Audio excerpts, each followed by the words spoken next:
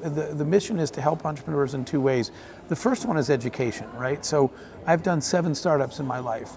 Some of them worked, some of them failed, some of them worked really well, all over the map. But after all these years of doing it, we've learned a lot about what works and what doesn't work and made all the mistakes. So the education part is sharing with entrepreneurs, sharing best practices, sharing ideas, sharing lessons. A lot of times people call and say, this is my first company, I've never hired anybody before. How do I build a team? Or they'll call about investors. I don't know how to even talk to investors, I've never done that before. And so they'll ask how they do that, right? So education is the first part of it.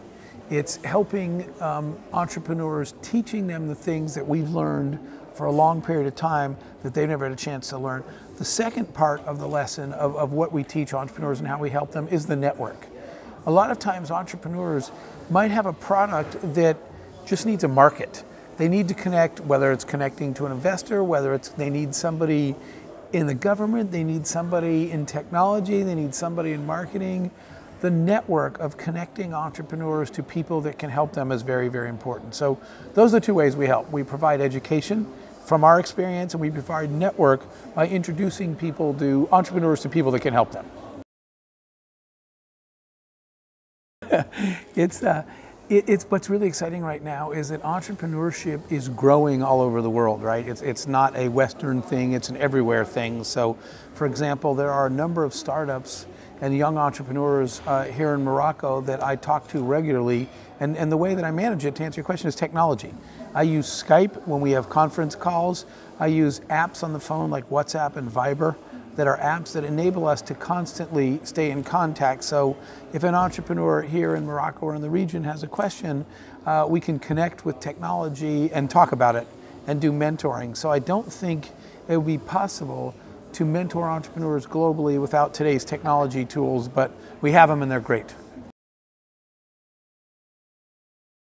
Probably the most important advice for entrepreneurs is for them to get in the market and validate their idea. Everybody has an idea, everybody thinks their idea is great, everybody talks about their idea, but what we need to know is, are there any customers and anybody that will pay for this? If your product is a great idea, then somewhere in the marketplace there are people who will buy your product. So the most important thing you can do is go out in the marketplace with your product and get some customers to validate your idea. Get people to say, this is great and I'll pay you for it. You know, in the entrepreneurship business, they call that getting traction, right? So go get some traction. Go get some paying customers that will tell people that they love your product. Then you're ready to talk to some investors, if you even need that. In fact, what we tell entrepreneurs is, if you can get paying customers, don't get investors, right? Go sell your product and make money that way. But in any case, you've got to be out in the marketplace with real customers before you can do anything else. You know, the first one, I think, is passion, right? You have to believe in yourself, even when nobody else does. I think the second characteristic that makes a really good entrepreneur is you should be the hardest working person you know, right? It's hard to be successful at anything. And if you're looking for the easy way, you'll never find it, because there isn't one.